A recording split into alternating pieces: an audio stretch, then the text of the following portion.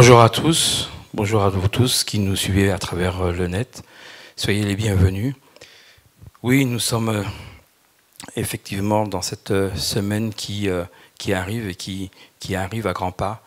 Nous allons arriver dans la semaine de prière de la délivrance.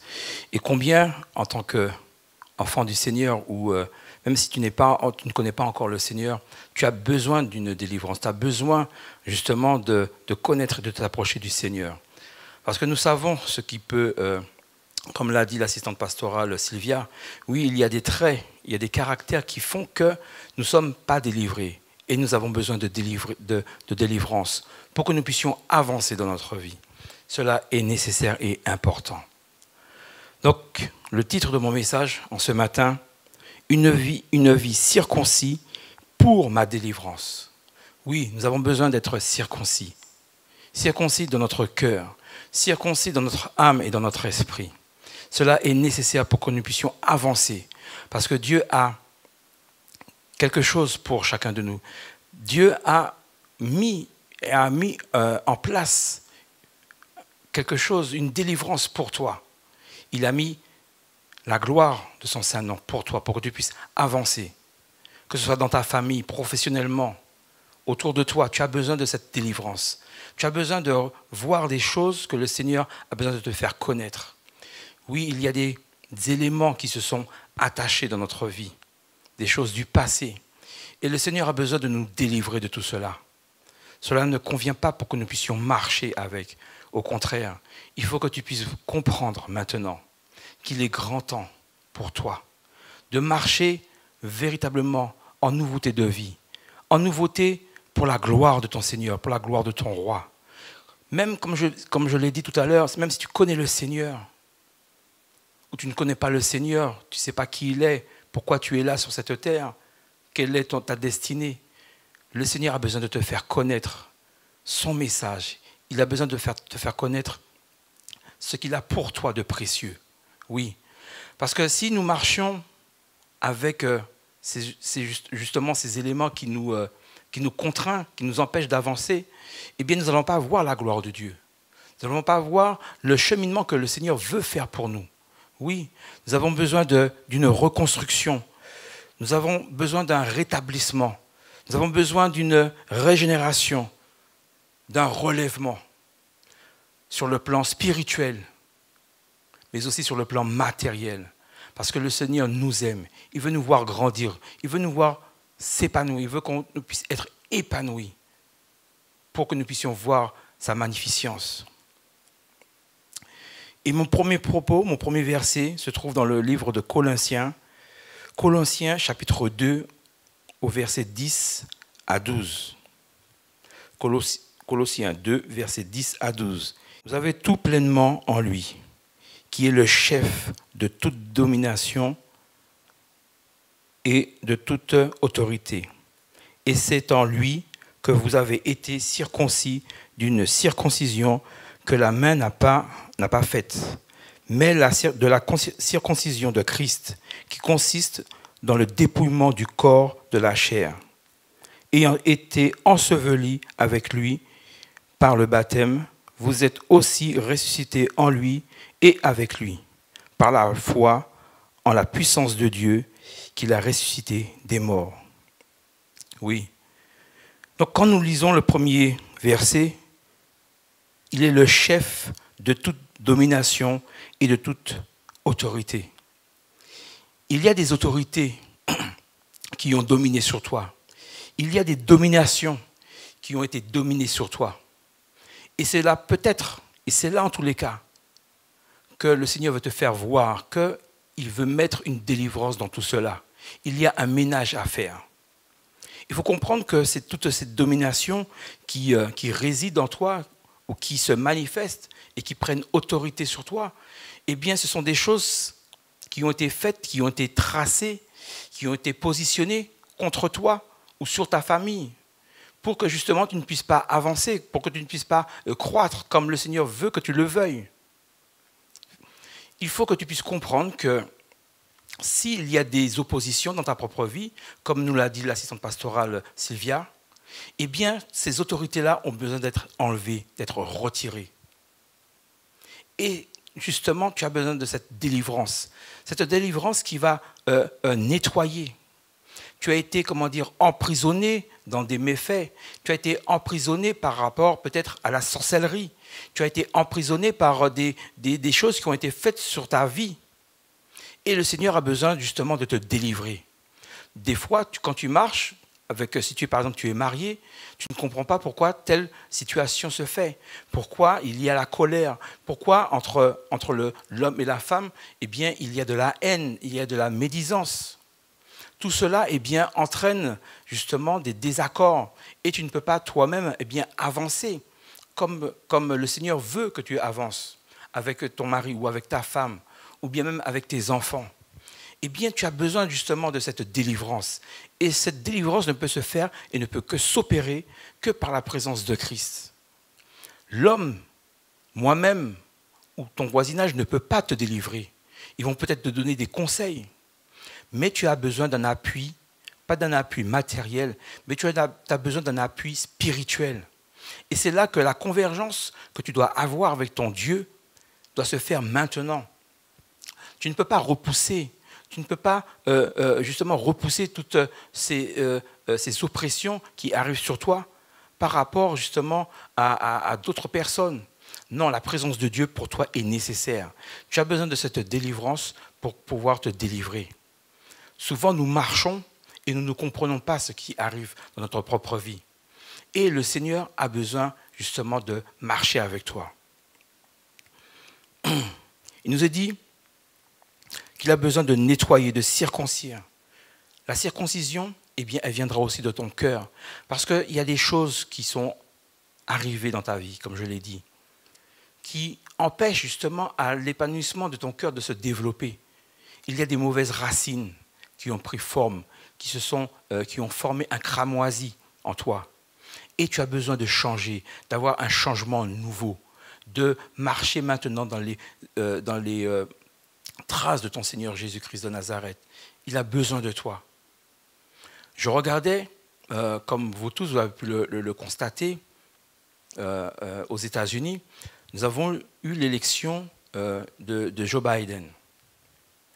Et quand nous regardons, eh bien, toujours qui est actuellement encore le président, Donald Trump, nous ne comprenons pas et nous voyons, durant les 4 ans qu'il a gouverné, on dit de lui comment il était exécrable, qu'il avait de mauvaises... il parlait mal aux gens, il n'avait pas du respect. Bien sûr, ça a été pendant 4 ans, mais quand on regarde toute sa vie, ça a été comme ça pendant au moins plus de 40 ans.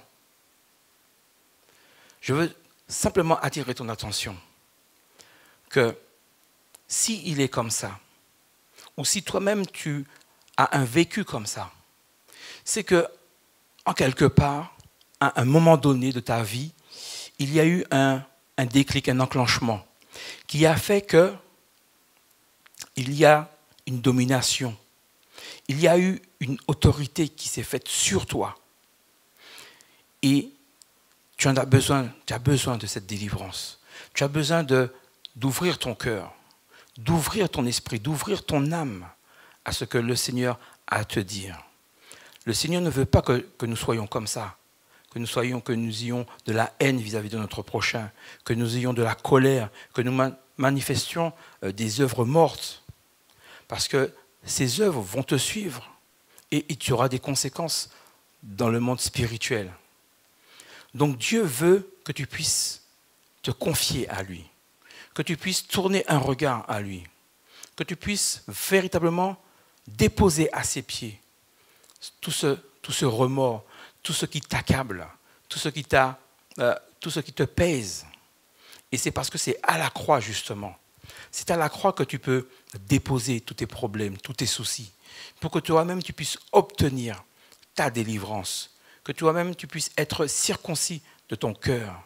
Il y a des choses que tu dois enlever, que tu dois retirer, pour que tu puisses justement respirer cette odeur, ce parfum de gloire, cette magnificence de la gloire de Dieu qui doit reposer maintenant sur ta vie.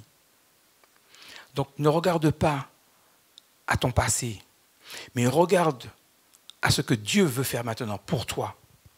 Dieu veut faire éclore en toi un homme nouveau, une femme nouvelle pour sa gloire. Tu as besoin de marcher maintenant dans la gloire et dans la sainteté de Dieu.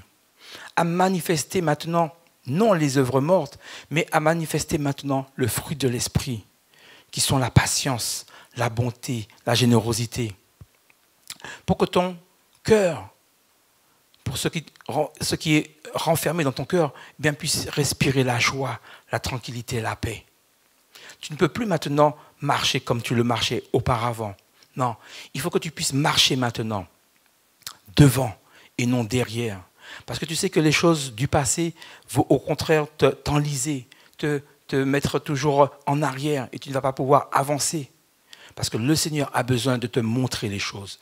Le Seigneur a besoin de t'épanouir dans ta vie professionnelle, dans ta vie familiale, dans ta vie de couple, dans ta vie avec tes propres enfants. Tu as besoin de leur montrer toi-même, tu es aussi un témoignage pour ta famille, pour tes enfants. Et le Seigneur veut que tu puisses grandir dans cela et non dans la haine. Et donc, le Seigneur nous donne. Le Seigneur nous donne et il nous procure justement deux puissances pour voir notre délivrance s'effectuer. Et cela se fait dans le domaine spirituel. La première des choses, le premier élément que le Seigneur nous donne, eh bien, c'est à travers la parole de Dieu qui nous purifie. Il nous est dit dans le livre d'Hébreux 4 au verset 12, « Car la parole de Dieu est vivante et efficace, plus tranchante qu'une épée quelconque à deux tranchants, pénétrante jusqu'à partager âme, esprit, jointure et moelle. Elle juge les sentiments et les pensées du cœur. » Donc nous voyons que c'est dans le cœur que tout se passe, que tout se déroule. Et le Seigneur, à travers la parole justement, va pouvoir faire un nettoyage. Va pouvoir faire un nettoyage mais profond. Pour cela, il faut que tu puisses écouter la parole de Dieu, pour qu'elle puisse pénétrer dans ta propre vie, pour qu'elle puisse effacer, éradiquer. Et en même temps que la parole va venir s'installer, il faut qu'elle puisse imprégner ton âme, imprégner ton esprit. Parce que ton esprit a besoin de se tourner vers Christ. Et quand ton esprit sera tourné vers Christ, eh bien tu auras cette connexion spirituelle, tu auras cette connexion avec l'Esprit de Dieu qui t'emmènera dans toute sa vérité. Et la vérité de Christ, eh bien, te fera découvrir tous les éléments essentiels pour que tu puisses avancer dans ta propre vie.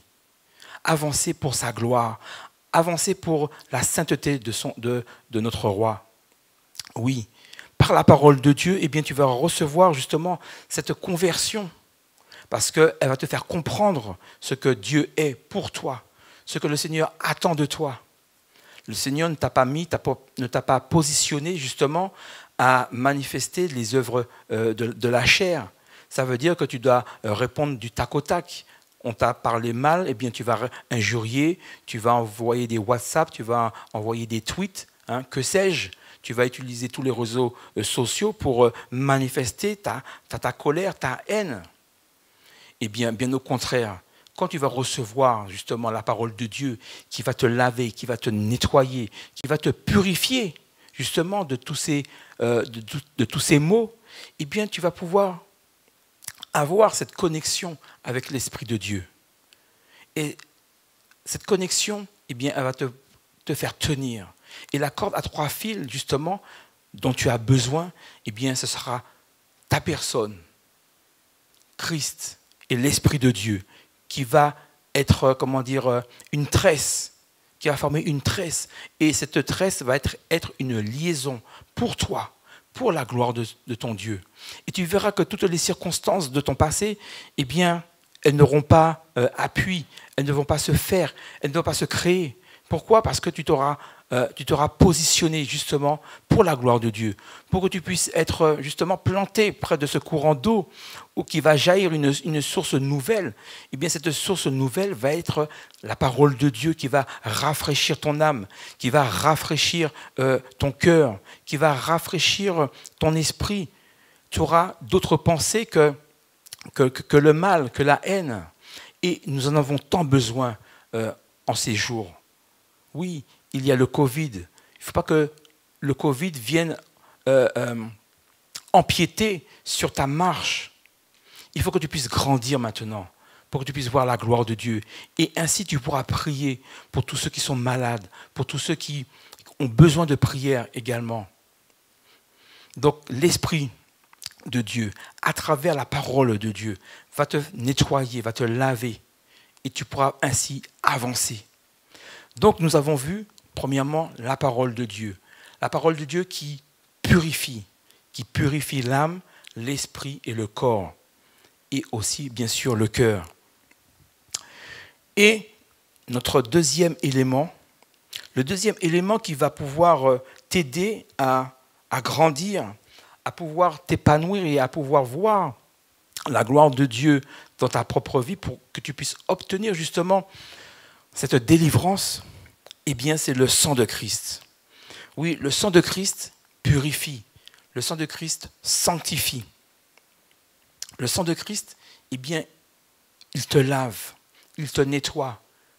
Non seulement il te lave et te nettoie, mais il te protège des traits enflammés du malin. Oui, tu vas pouvoir contraindre toutes les flèches du malin. Pourquoi? Parce que tu auras pris justement cette position devant le Seigneur, devant toutes les animosités qui pourraient arriver sur toi, toutes les choses du passé qui ont été faites sur toi, dans ta famille, tous les liens de sorcellerie qui auraient été profanés sur toi. Tu vas pouvoir les lier et les mettre dans les lieux arides. Oui, tu as besoin du sang précieux de Christ. Tu as besoin de cette délivrance par le sang de Christ. Donc, il faut que tu puisses t'y attacher. Donc, dans le livre de Hébreux 9 au verset 14, il nous est dit « Combien plus le sang de Christ, qui par un esprit éternel s'est offert lui-même sans tache à Dieu, purifiera-t-il votre conscience des œuvres mortes, afin que vous serviez le Dieu vivant. » Tu as besoin du sang de Christ pour te laver, pour te nettoyer, pour te purifier. Oui, pour toi, ça peut paraître des choses invraisemblables, des choses incompréhensibles. Oui, mais ne vois pas ce côté-ci. Vois plutôt le côté spirituel. C'est tout cela qui doit s'attacher à toi maintenant. Pour toi, aujourd'hui, doit être un jour nouveau. Un jour où tu prends conscience que tu as besoin de ton Dieu, que tu as besoin de la personne de Christ. Tu as besoin de la parole de Dieu qui est vie et qui s'est faite vie, qui s'est faite chair en la personne de Christ. Tu as besoin du sang de Christ et que par le sang de Christ, justement, eh bien, à la croix, son sang a coulé pour chacun de nous. Et ce sang, maintenant, eh bien, il est répandu sur toute la surface de la terre. Même si tu ne connais pas le Seigneur veut descendre sur toi, veut descendre sur ta vie maintenant. Il faut que tu puisses le comprendre. Il faut que tu puisses maintenant ouvrir ton cœur, ouvrir l'entendement de ce qui se passe dans ta propre vie, pour que tu puisses comprendre que je n'ai pas besoin de telles choses, parce que maintenant je veux marcher pour la gloire de mon Dieu, la gloire de mon roi. Le Seigneur a fait toutes choses merveilleuses pour ses enfants. Donc il est à toi et il t'incombe maintenant de pouvoir venir et le Seigneur te prend tel que tu es pour que tu puisses te donner à lui, pour que tu puisses comprendre que maintenant le Seigneur veut venir à toi. Le Seigneur est venu auprès de Zacharie. Il a ouvert sa porte. Il était sur un sycomore, il est descendu du sycomore parce qu'il était trop petit. Et le Seigneur est venu dans sa maison. le Seigneur est venu et lui a expliqué, lui a dit. Donc, il est important pour toi maintenant de comprendre que le Seigneur a besoin de toi, que le Seigneur a besoin de te délivrer de tous les obstacles qui empêchaient à ta vie d'avancer, qui empêchaient à ta vie de croître, de grandir. Il t'incombe maintenant de voir la gloire de Dieu dans ta propre vie. Juste un témoignage pour finir, pour te dire. Il y a parmi nous du moins, une bien-aimée et sa maman. Et il y avait, un effroi entre les deux sœurs. Elles étaient toutes les deux à l'évangile et, chemin faisant, elles ne comprenaient pas pourquoi telle situation. Bien sûr, pour la sœur, elle était délivrée, elle se sentait délivrée. Mais il y avait quand même encore comme une chape, une oppression dans sa propre vie. Et également aussi sur la vie de sa mère. Et cette sœur est venue me voir pour me demander justement qu'est-ce qu'il faudrait faire. Et je lui ai placé dans un moment de jeûne et de prière. Et je lui ai demandé que quand elle aura fini ce moment de jeûne et de prière, eh bien, qu'elle puisse aller voir sa maman et qu'elle lui demande pardon. Pardon parce qu'il y avait eu des choses, des éléments qui sont arrivés dans sa propre vie et qui n'ont pas été, connus, sus. Et le fait de ne pas avoir, que ces éléments n'ont pas été, reconnus par rapport à la maman, eh bien, même s'il y avait de l'amour, mais ce n'était pas un amour véritable, un amour vrai. C'était un amour, un faux semblant. Mais elles vivaient ensemble. Et par le biais, justement, bien, quand elle est passée par ce moment de jeûne et de prière et de pardon, eh bien, elle a été voir sa maman. Elle lui a avoué ce qui l'empêchait justement de pouvoir grandir, de pouvoir marcher pour la gloire de Dieu. Et elle a dit à sa maman, voici telle chose, ce qui m'empêchait. Et sa maman, effectivement, eh bien, a reconnu toutes ces choses, a reconnu ces éléments qui étaient cachés dans son propre cœur et qui, bloquaient les choses justement pour l'avancement, pour leur propre avancement spirituel. Eh bien, à la suite de cela, eh bien, le pardon entre les deux sœurs, entre les deux femmes, eh bien, est arrivé. Et quelque temps après, eh bien, la maman est partie et rejoindre le Seigneur. Et quand nous voyons cela, eh bien, la maman a été délivrée du poids qui reposait encore dans son cœur. La fille a été délivrée parce qu'elle a senti un soulagement. Mais quand nous regardons les choses, eh bien, nous voyons que le Seigneur a fait.